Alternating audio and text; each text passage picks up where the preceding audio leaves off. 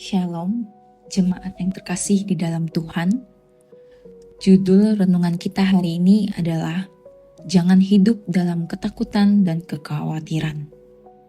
Bagian firman Tuhan yang akan melandasi renungan kita bersama terambil dari Amsal 12 ayat 25. Terjemahan baru kedua yang berbunyi demikian.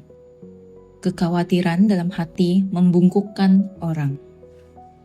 Bapak, Ibu, Saudara-saudari yang terkasih di dalam Tuhan, hari ini kita kembali melanjutkan kisah tentang Elia. Setelah kemenangan Elia di Gunung Karmel terdengar oleh Ratu Isabel, maka ratu tersebut menjadi sangat marah dan mengancam akan membunuh Elia. Mendengar ancaman dari Ratu Isabel, Elia yang dikenal sebagai pribadi yang hidup dalam kebenaran dan memiliki integritas dalam perkataan dan perbuatannya pun melarikan diri ke padang gurun karena takut dan merasa putus asa. Dapatkah kita membayangkannya? Elia yang teguh di dalam Tuhan dan dengan berani menerima tantangan ratusan nabi Baal ketika mendengar titah dari Ratu Isabel. Seketika itu juga langsung melarikan diri ke padang gurun. Di padang gurun, Elia berdoa kepada Tuhan, minta mati karena merasa lelah dan putus asa. Namun, Tuhan mengirimkan malaikat untuk memberinya makanan dan minuman, sehingga Elia bisa melanjutkan perjalanannya ke Gunung Horeb. Tentu kita sepakat bahwa ketika Elia mendengar ancaman Ratu Isabel, seketika itu juga dia mengalami ketakutan dan kekhawatiran. Bagi sebagian orang, mungkin ketakutan dan kekhawatiran adalah hal yang sama. Tetapi, keduanya memiliki perbedaan. Ketakutan adalah respons alami terhadap ancaman atau bahaya yang nyata atau dirasakan, dan biasanya terkait dengan keselamatan fisik atau keamanan diri. Oleh sebab itu, ketika seseorang mengalami ketakutan, hal yang biasa dilakukan sebagai respons dari ancaman yang membahayakannya adalah melawan atau melarikan diri.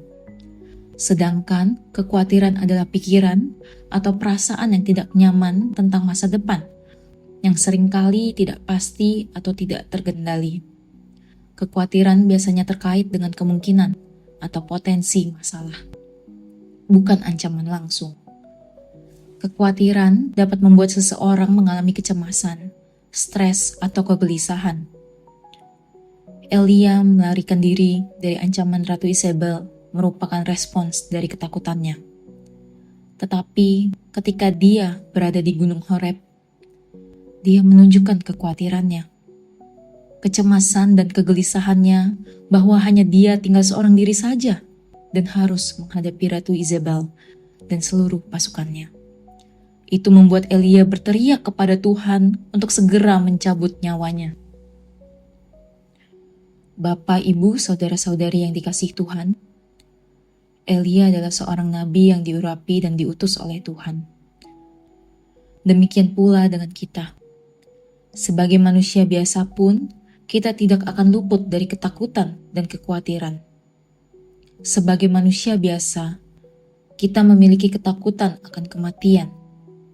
Kita pun takut cedera atau luka fisik, bahkan takut terhadap sakit kronis. Kita pun takut kehilangan orang yang dicintai, pekerjaan, atau harta benda. Takut akan kegagalan dalam mencapai tujuan atau impian.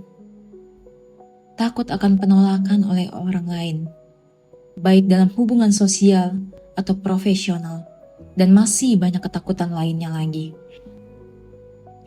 Demikian pula dengan kekhawatiran. Sebagai manusia biasa, kita khawatir akan kondisi keuangan yang tidak kunjung membaik. Kita khawatir akan kondisi kesehatan kita. Kita khawatir dengan hubungan kita dengan pasangan, keluarga, teman. Di tempat kerja, kita khawatir tentang performa kerja kita. Kita khawatir akan masa depan kita, perubahan, bahkan kita khawatir terhadap penilaian orang tentang kita. Poinnya adalah kita semua hanyalah manusia biasa. kita dapat mengalami ketakutan dan kekhawatiran. Ketakutan atau kekhawatiran kita dapat mengalihkan fokus kita dari Tuhan kepada diri kita sendiri. Tetapi, satu hal yang perlu kita renungkan adalah, apakah Tuhan berbicara dalam ketakutan dan kekhawatiran kita? Jikalau Tuhan berbicara dalam ketakutan dan kekhawatiran kita, apakah yang disampaikannya kepada kita? Pertanyaan ini sangat penting untuk kita renungkan, sebab pertanyaan ini akan menggiring kita pada dua hal yang paling mendasar dalam hidup kita. Yang pertama, kita belajar mengenal diri kita sendiri, dan di manakah fokus kita ketika mengalami ketakutan dan kekhawatiran. Dan yang kedua, kita belajar untuk peka akan kehadiran Tuhan dalam hidup kita, khususnya ketika kita berada dalam titik terendah dalam hidup kita. Sesungguhnya Tuhan itu dekat kepada kita, baik dalam keadaan suka ataupun duka, takut, khawatir, bahkan gembira pun Tuhan dekat dengan kita. Namun, yang menjadi pertanyaan adalah, apakah kita merasakan kehadirannya? Mari kita berdoa.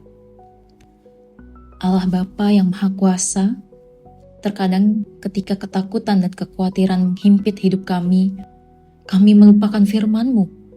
Kami melupakan kehadiran-Mu dalam hidup kami. Bapa, biarlah Roh-Mu yang kudus boleh terus berbicara kepada kami, melembutkan hati kami, dan memberikan kepekaan kepada kami untuk merasakan hadir-Mu. Khususnya ketika kami mengalami ketakutan dan kekhawatiran. Tolong kami ya Tuhan, sebab hanya kehadiran dan tuntunan-Mu sajalah yang dapat mengembalikan kami ke jalan-Mu. Amin. Demikianlah renungan kita bersama pada hari ini. Kiranya kita boleh terus bertumbuh setiap hari di dalam Tuhan.